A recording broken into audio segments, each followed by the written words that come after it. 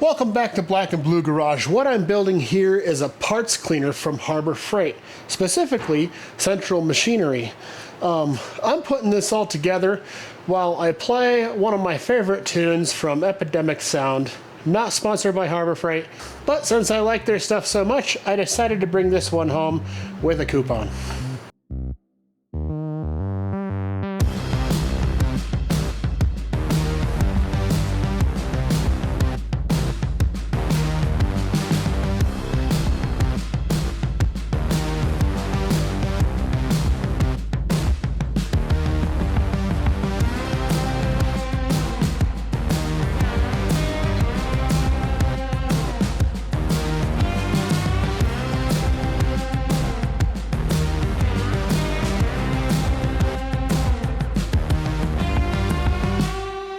So let me tell you a story while I'm building this, because I've been eyeballing this specific tool for quite a while, but I couldn't bring myself to buy it. It was only 150 to 160 bucks. You can save a little bit of money with a coupon, but my hang-up wasn't about the actual price at this point. Usually when I buy something, I either love it the way it is, or I need to modify it in some way.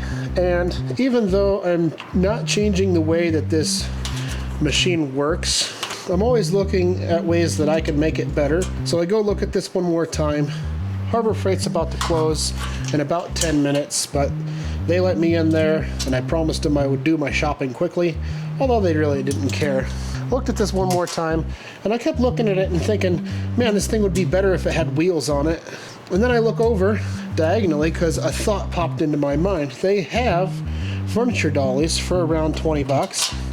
And they seemed like they were kind of the right size. So I limped over to the aisle that the furniture dollies were in. I grabbed one of those and I threw it in the cart. I walked back over to where they had this display parts cleaner.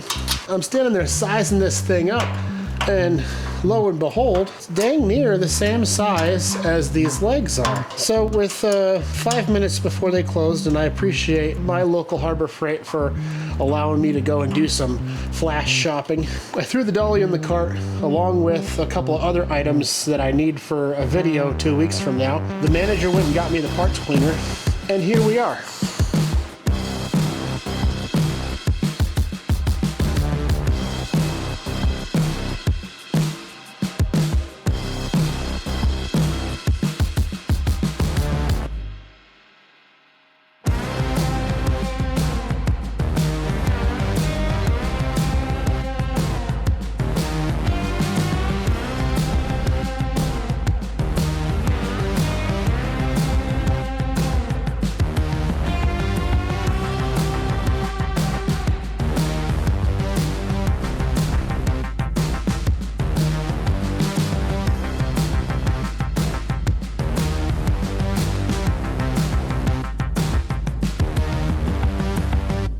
Pretty sure I put that together right.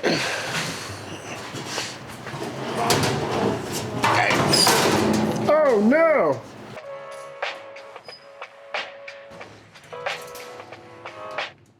Alright, so here's how I'm going to make this better. You won't find this in the instructions, but I can do this.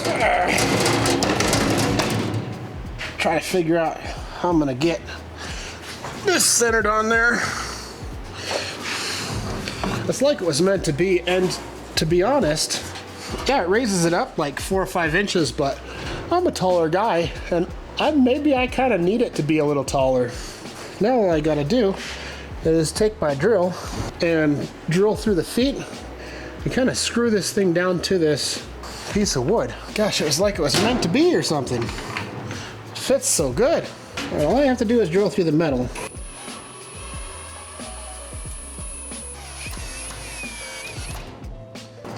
What are these things called anyway? Furniture dolly? Piano dolly? Let me know down in the comments.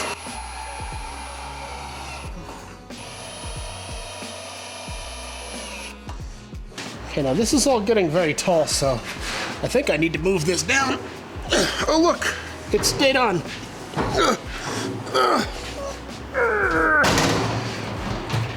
Oh yes, I think I'm gonna like that height.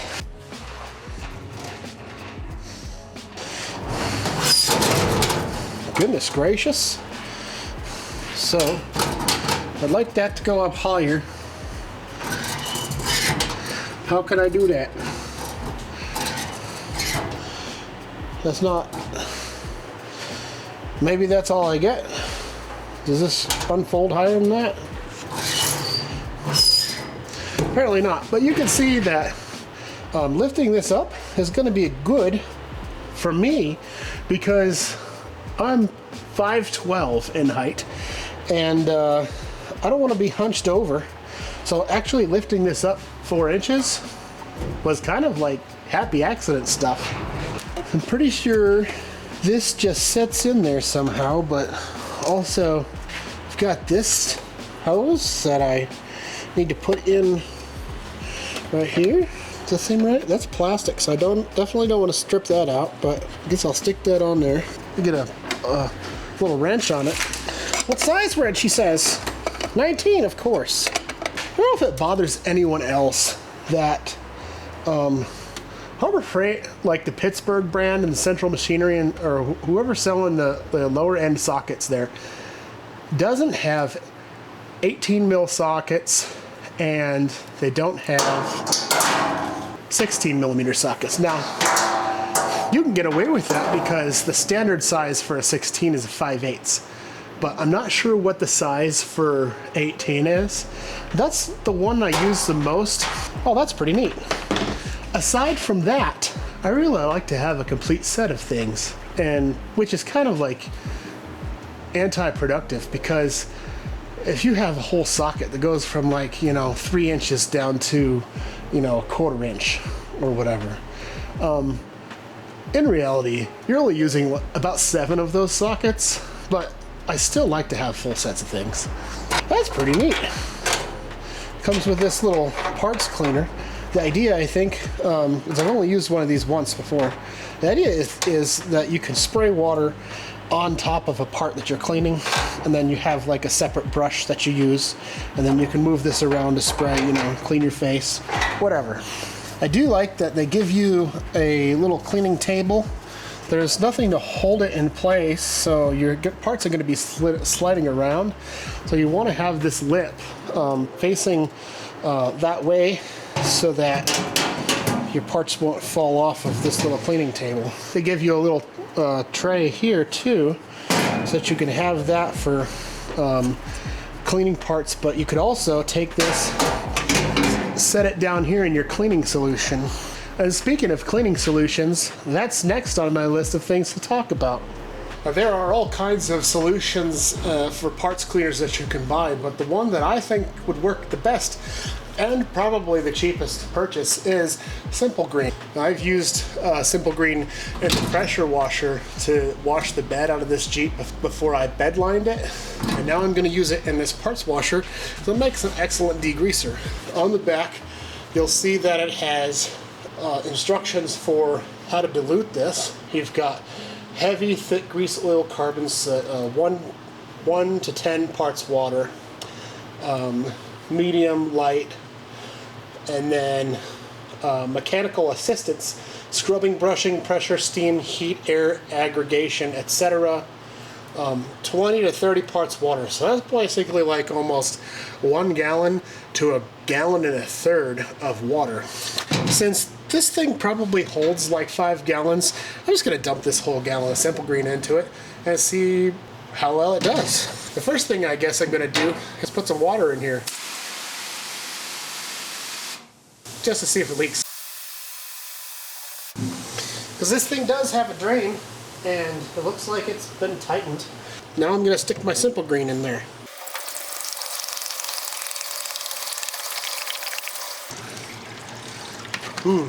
And it smells good too.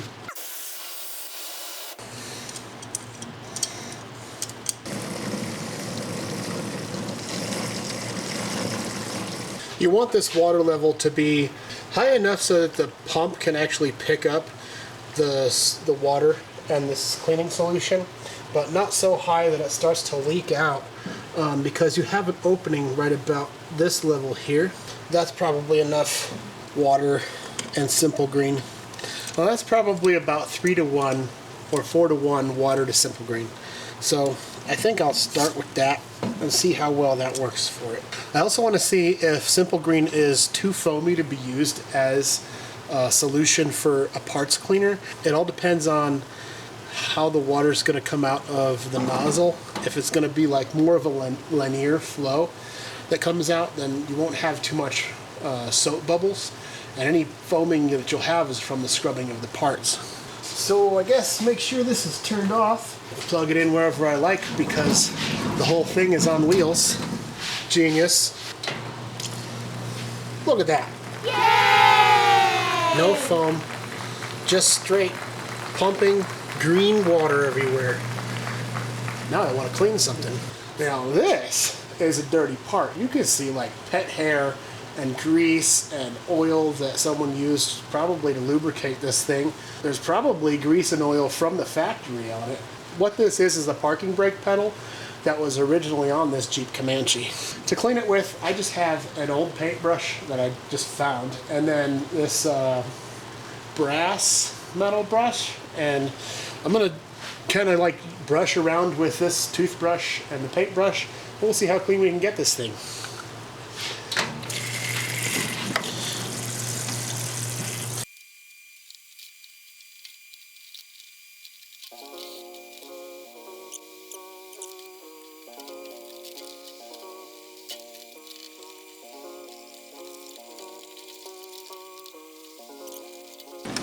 Alrighty, I just need to let this dry. Extra simple green, sit it on the shelf underneath it. I gotta say, I'm kind of impressed how well this cleaned up. I could have worked a little bit harder on some of these parts, but short of taking this apart and cleaning it, or even better, getting an extra large ultrasonic cleaner, this is probably the easiest way to get your parts clean. One thing I will say, if you are bothered by dry hands and you use a degreaser like Simple Green without rubber gloves, your hands are gonna get really dried out because, believe it or not, your skin is oozing with sweat and oils and all kinds of gross, nasty stuff.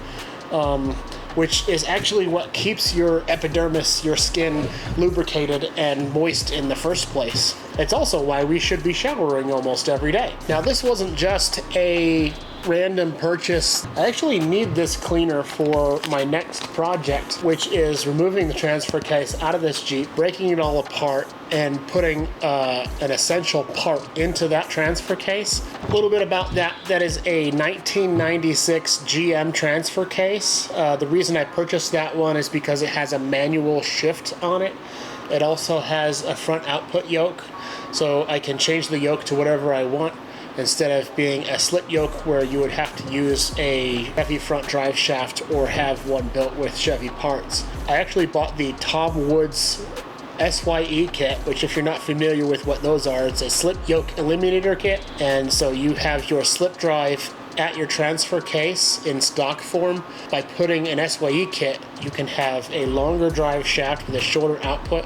Also, Tom Woods sets you up with a drive flange where you can bolt your entire axle assembly just to the flange, and then your slip joint is in the middle of the axle instead of at the transfer case. I could have gotten away with doing a slip yoke on this transfer case, but just because I upgraded the rear axle and that has a 1350 yoke on it, I kind of want to do a 1350 joint onto a flange onto the transfer case and then deal with the front drive line at a later date. So stay tuned for next weekend. We're gonna take that transfer case off, completely tear it down, use this parts cleaner to clean all the parts, inspect everything, and we'll put my new Tom Woods output shaft SYE kit into that transfer case, build a transmission mount, and slap that thing back together. And I think that will bring me to phase 3 of the drivetrain, where I need to build the front axle and buy drive shafts and get this thing on the road. As always, thank you for watching. God bless, and I'll see you next weekend. It's 100% not perfect.